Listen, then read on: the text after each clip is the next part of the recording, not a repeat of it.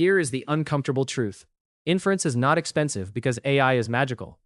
It is expensive because you keep making the machine read, think, and act more than you realize. Exactly. When programmers ask why costs jump, the answer is usually not one thing. It is a stack of cost drivers, bigger models, longer context, and workflows that trigger extra calls or tools. So, this is not just about sending one prompt and getting one answer. Right. Inference is the full runtime bill of getting useful output.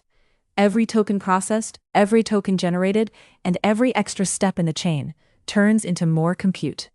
And that matters, because a feature can feel cheap in a demo, then become a budget leak the second real users touch it. A simple example. Your prototype summarizes a short note. Fine. Then product adds chat history, document attachments, citations, and tool calls. Same feature name, totally different compute profile. Let us start with the biggest myth. People think the output is the expensive part. Sometimes it is, but often the hidden cost is input. The model must process everything you send before it can answer. If you dump in long instructions, chat history, retrieve documents and logs, you pay for all of that reading. So context size is not just memory, it is work. Exactly. Bigger context means more tokens flowing through the model. More tokens means more matrix math. And because every new user turn often resends prior context, the same information can be paid for again and again. That is the part people miss. The conversation gets older and the bill gets heavier. Picture a coding assistant. On turn 1, the user sends 50 lines. On turn 8, your app sends the whole conversation, plus pasted files, plus system rules. The latest question is tiny, but the model is rereading a novel. Which means a sloppy context strategy can punish success. The more engaged the user is, the more expensive the feature becomes. Yes.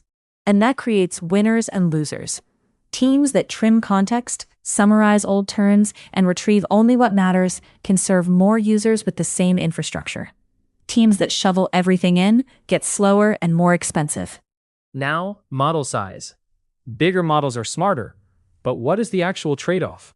A larger model has more parameters, which usually means more computation for each token. So if two models read the same prompt, the larger one often needs more hardware time and energy to do the job. So, using the smartest model for every request is not ambition. It can be bad engineering. Correct. If a small model can classify support tickets, reformat JSON, or extract fields, using a giant model there is like hiring a courtroom lawyer to check parking receipts. Give me a concrete stack example. Say you built an app that turns invoices into structured data.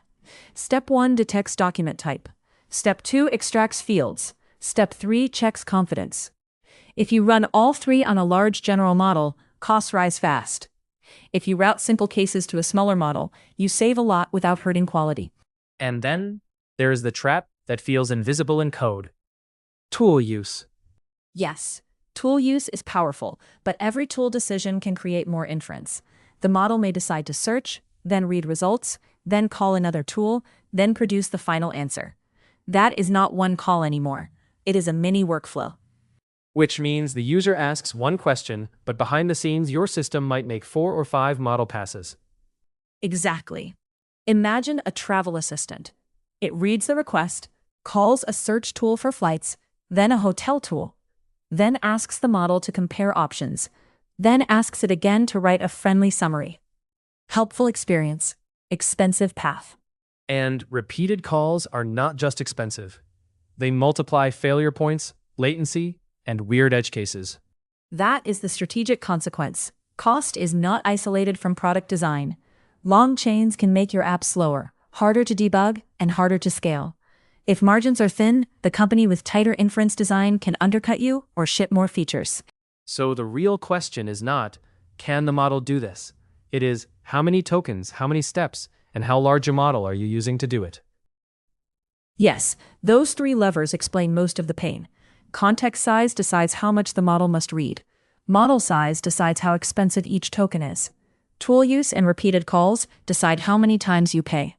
That shifts the job of an AI programmer. You are not only prompting, you are budgeting cognition.